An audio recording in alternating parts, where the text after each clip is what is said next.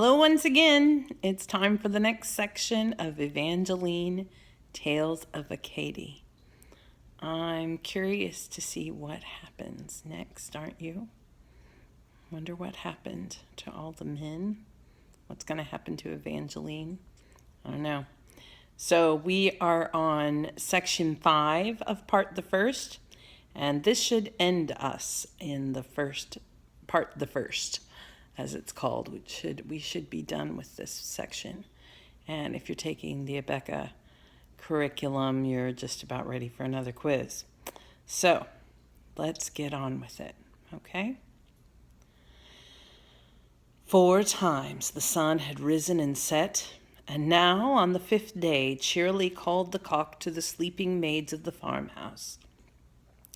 Soon o'er the yellow fields in silent and mournful procession came from the neighboring hamlets and farms the Acadian women, driving in ponderous wains their household goods to the seashore, pausing and looking back to gaze once more on their dwellings ere they were shut from sight by the winding road in the woodland. Close at their sides their children ran and urged on oxen, while in their little hands they clasped some fragments of playthings. Thus to the Gaspereau's mouth they hurried, and there on the sea beach, piled in confusion, lay the household goods of the peasants. All day long between the shore and the ships did the boats ply. All day long the wains came laboring down from the village. Late in the afternoon, when the sun was near to his setting, echoed far o'er the fields came the roll of drums from the churchyard. Thither the women and children thronged.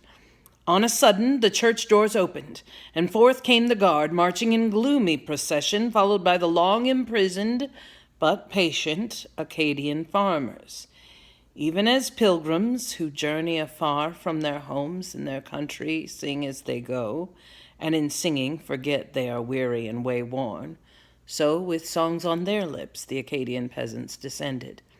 Down from the church to the shore, amid their wives and their daughters, foremost the young men came, and raising together their voices, sang with tremulous lips a chant of the Catholic missions.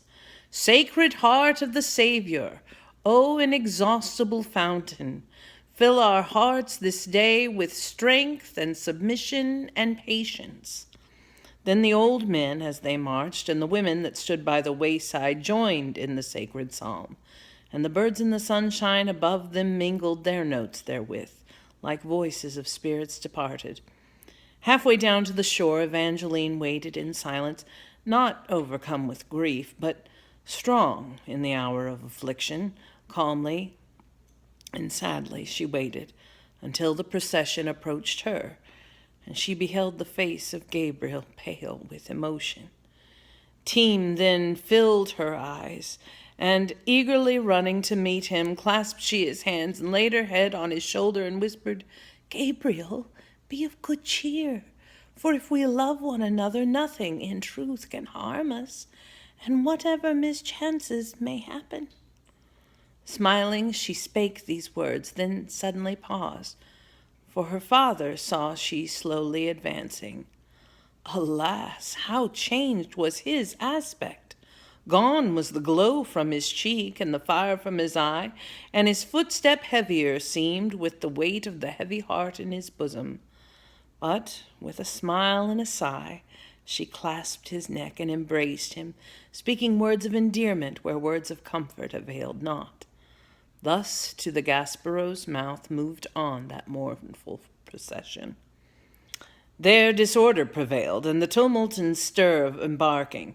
Busily plied the freighted boats, and in confusion wives were torn from their husbands, and mothers too late saw their children left on the land, extending their arms with wildest entreaties. So unto separate ships were Basil and Gabriel carried, while in despair on the shore Evangeline stood with her father. Half the task was not done when the sun went down, and the twilight deepened and darkened around, and in haste The refluent ocean fled away from the shore and left the line of the sand beach covered with waifs of the tide, with kelp and the slippery seaweed. Farther back, in the midst of the household goods in the wagons, like to a gypsy camp or a leaguer after a battle, all escape cut off by the sea, and the sentinels near them lay encamped for the night, the houseless Acadian farmers. Back to its nethermost caves retreated the bellowing ocean, dragging adown the beach the rattling pebbles and leaving inland and far up the shore the stranded boats of the sailors. Then, as night descended, the herds returned from their pastures. Sweet was the moist, still air with the odor of milk from their udders. Lowing, they waited and long at well-known bars of the farmyard, waited and looked in vain for the voice and the hand of the milkmaid. Silence reigned in the streets. From the church no angelus sounded. Rose no smoke from the roofs, and gleamed no lights from the windows. But on the shores, meanwhile, the evening fires had been kindled, built on driftwood thrown on the sands from the wrecks in the tempest. Round them shapes of gloom and sorrowful faces were gathered. Voices of women were heard, and of men, and the crying of children. Onward from fire to fire, as from hearth to hearth in his parish, wandered the faithful priest, consoling and blessing and cheering, like unto shipwrecked Paul on Melita's deserted shore. Thus he approached the place where Evangeline sat with her father, and in the flickering light beheld the face of the old man, haggard and hollow and wan, and without either thought or emotion, even as the face of a clock from which the hands have been taken. Vainly Evangeline strove with words and caresses to cheer him, vainly offered him food, yet he moved not, he looked not, he spake not, but with the vacant stare ever gazed at the flickering firelight. "Benedicte," murmured the priest in tones of compassion. More he fain would have said, but his heart was full, and his accents faltered and paused on his lips as the feet of a child on a threshold, hushed by the scene he beholds in the awful presence of sorrow. Silently, therefore, he laid his hand on the head of the maiden, raising his tearful eyes to the silent stars that above them moved on their way, unperturbed by the wrongs and the sorrows of mortals. Then sat he down at her side, and they wept together in silence. Suddenly rose from the south a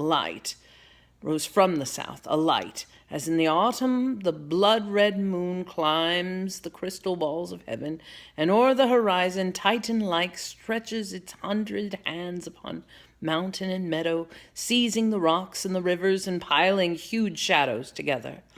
Broader and ever broader it gleamed on the roofs of the village, gleamed on the sky and the sea and the ships that lay in the roadstead. Columns of shining smoke uprose, and flashes of flame were thrust through their folds and withdrawn, like the quivering hands of a martyr. Then, as the wind seized the gleeds and the burning thatch, and uplifting, whirled them aloft through the air, at once from 100 housetops started the sheeted smoke, the flashes of flame intermingled. These things beheld in dismay the crowd on the shore and on shipboard. Speechless at first they stood, then cried aloud in their anguish, "We shall behold no more our homes in the village of Grand Pré." Loud on a sudden the cocks began to crow in the farmyards, thinking the day had dawned, and anon the lowing cattle came on the evening breeze by the barking of dogs interrupted. Then rose a sound of dread, such as startles the sleeping encampments far in the western prairies or forests that skirt the Nebraska, when the wild horses, affrighted, sweep by with the speed of the whirlwind, or the loud bellowing herds of buffaloes rush to the river. Such was the sound that arose on that night, as the herds and the horses broke through their folds and fences and madly rushed o'er the meadows. Overwhelmed with the sight, yet speechless, the priest and the maiden gazed on the scene of terror that reddened and widened before them. And as they turned at length to speak to their silent companion, lo, from his seat he had fallen, and stretched abroad on the seashore motionless lay his form, from which the soul had departed. Slowly the priest uplifted the lifeless head, and the maiden knelt at her father's side and wailed aloud in her terror. Then in a swoon she sank and lay with her head on his bosom. Through the long night she lay deep, oblivious slumber, and when she woke from the trance she beheld a multitude near her. Faces of friends she beheld that were mournfully gazing upon her, pallid, with tearful eyes, and looks of saddest compassion. Still, the blaze of the burning village illumined the landscape, reddened the sky overhead, and gleamed on the faces around her, and like the day of doom it seemed to her wavering senses. Then a familiar voice she heard as it said to the people, "Let us bury him here by the sea. When a happier season brings us again to our homes from the unknown land of our exile, then shall his sacred dust be piously laid in the churchyard." Such were the words of the priest. And there, in haste by the seaside, having the glare of the burning village for funeral torches, but without bell or book, they buried the farmer of Grand Pré. And as the voice of the priest repeated the service of sorrow, lo, with a mournful sound like the voice of a vast congregation, solemnly answered the sea and mingled its roar with the dirges. 'Twas the returning tide that, afar from the waste of the ocean, with the first dawn of the day came heaving and hurrying landward. Then recommenced once more the stir and the noise of embarking, and with the ebb of the tide the ships sailed out of the harbor, leaving behind them dead on the shore and the village in ruins. It's really sad, isn't it? Can you imagine? You built a life for yourself. You're in this village and excited. Imagine putting yourself in Evangeline's place or in Gabriel's place. You're excited and your parents are well liked and well loved in the village, and you're getting ready to get married.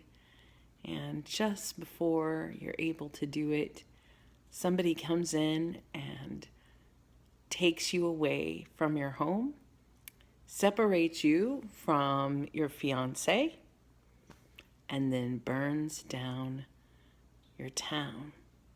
And with Evangeline's case, it was too much for her dad and killed him. No wonder this section ends here. It's a very sad ending. But I have a feeling when we get to part the second, we'll see things change. What do you think? Can you imagine how it must have felt? I can't. All right, I'll see you with the next section, the next part of our tale. Bye.